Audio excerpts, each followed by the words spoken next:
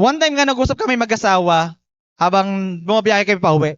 Sabi niya sa akin, feeling ko wala pa rin akong fruit of the Holy Spirit. Kasi magagalitin pa rin ako. Ang daling uminit na ulo ko. Wala pa rin akong patience. Tanong ko sa kanya ganito. Nung bago ka mainis o bago ka magalit, kasi sabi ko sa kanya, valid yung nararamdaman mo. Valid na mainis ka, valid na magtampo ka, valid yung nararamdaman mo. Hindi ko i-validate yung nararamdaman niya.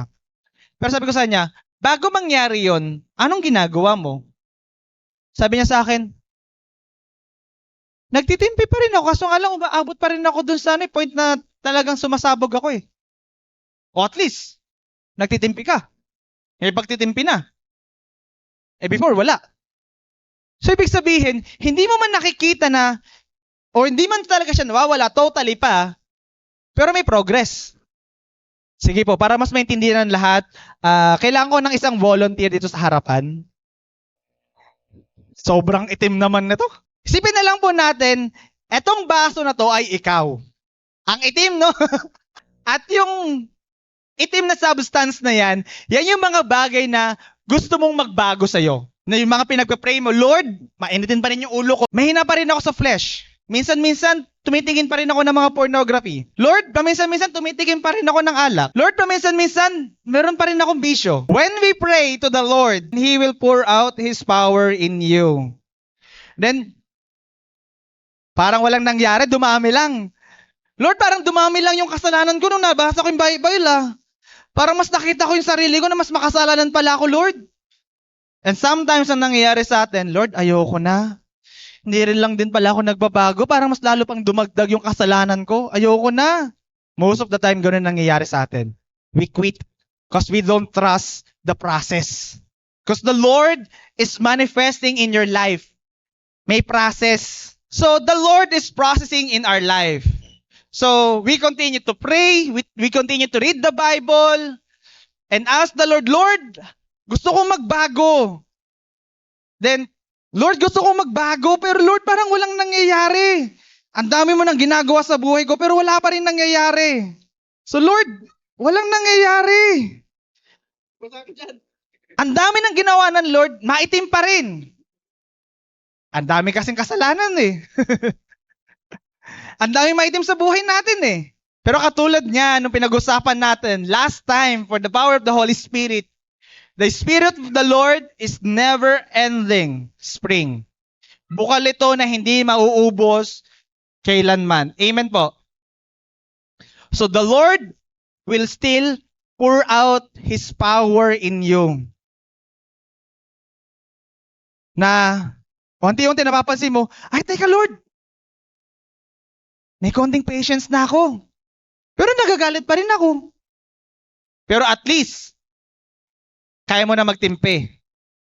May nangyayari ng paunti-unti. Amen po. So, ang gagawin pa rin ng Lord, since continue ka pa rin na lumalapit sa Diyos, hindi ka sumusuko, continue pa rin ng Lord para baguhin ka, ingatan ka, samahan ka, at sabi ng Lord, huwag kang matakot, just trust the process.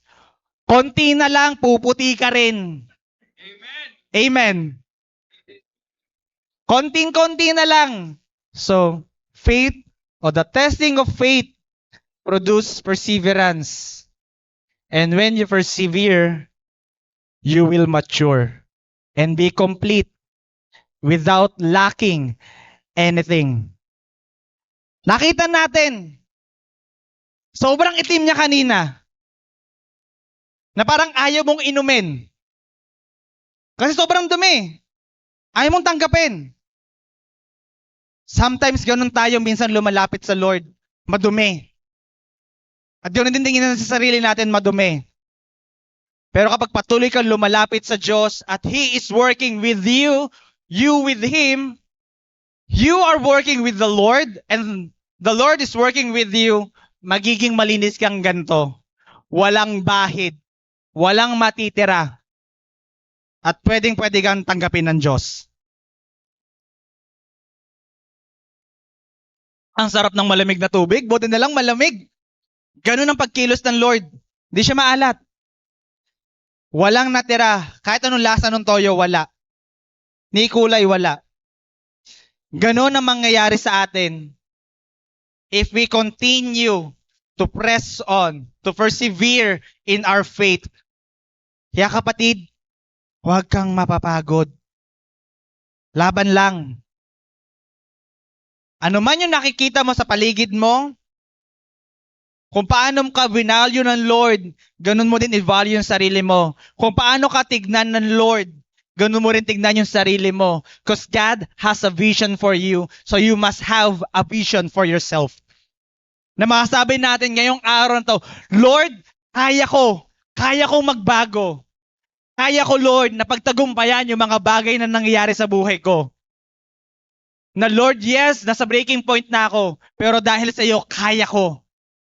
Kaya ko ulit mag-umpisa. That is understanding yourself. Makikilala mo, sino ka bang talaga?